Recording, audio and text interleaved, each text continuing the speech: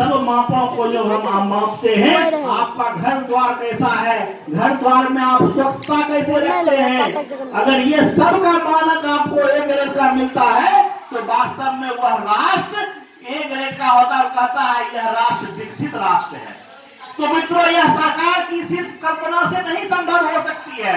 यह जब तक हमारे देश की जनता नहीं चाहेगी जो मेरा देश स्वच्छ हो, सुंदर हो, समृद्ध हो और विकसित राष्ट्र हो।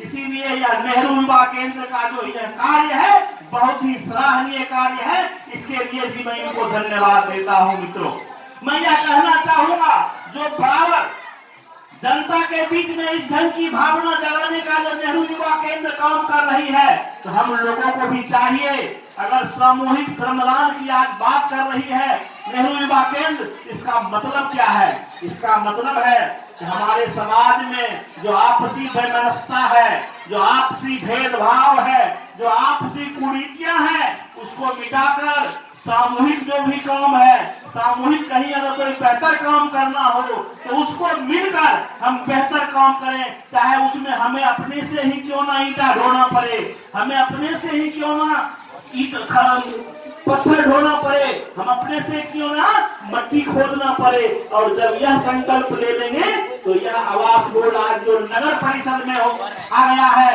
आज आप लोग शहर के पसंदीदा हो गए हैं, तो यह कहने में दूर नहीं है कि आने वाला सदी भी आवास बोर्ड एक बढ़िया शहर की जो एक कल्पना हो सकती है, वह आवास बोर्ड में भी आने के बाद लोगों को रहेगा नहीं, यहाँ का यहाँ का मोहल्ला वास्तव में शहर जैसा दिख रहा है। और यही प्रयास है नेहरू युवा केंद्र का, यही मैसेज है कि हम सब मिलकर अपने समाज को बेहतर और विकसित बनावे।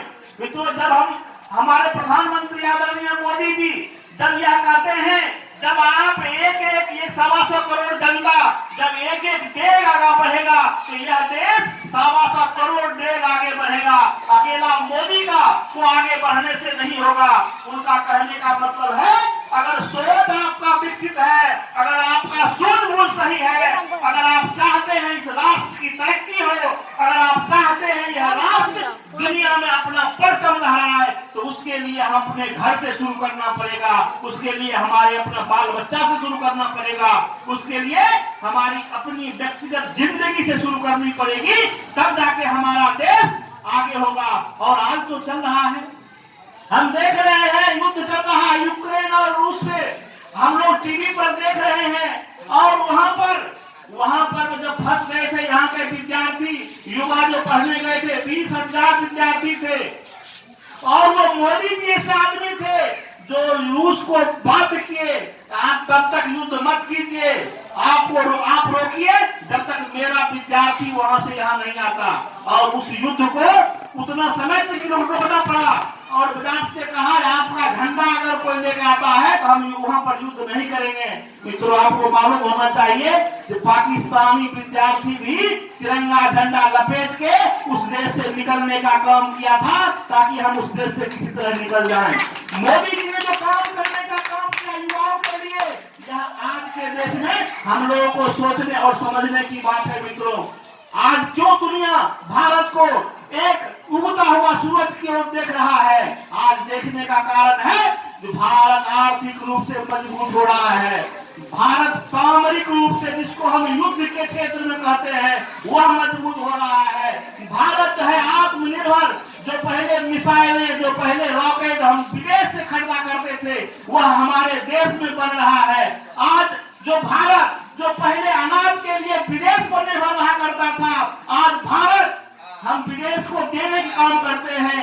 आज टर्की में जो भूकंप आया है, यहाँ से राहत के लिए भेजा गया है, यूक्रेन को राहत मिल रहा है अनाज के लिए। मित्रों, हम सुखी और संपन्न हो रहे हैं, मेरा देश आगे बढ़ रहा है और हम आशा करते हैं जिस तरह आपने इस देश के विकास में अभी तक काम किया है, इसी तरह जैसे नेहरू युवा केंद्र श्रमदान के माध्यम से आपके समाज में एक सामूहिक कार्य करना चाहती है, उसी भावना को आगे बढ़ाते हुए अपने पंचायत को, अपने वार्ड को सामूहिक काम से आगे बढ़ाइए, ताकि खगड़िया में आवास बोर्ड का जब नाम आवे तो यह लगे नेहरू युवा केंद्र एक कार्यक्रम किया था और सामूहिक छोटी सी काम की थी, लेकिन आज ऐसा वहां पर चलन चल गया है कि हर एक आदमी सामूहिक रूप से यहाँ पर जो भी सामूहिक काम होता है मिलके और आवास बोर्ड को सबसे आगे बढ़ाने का काम किया।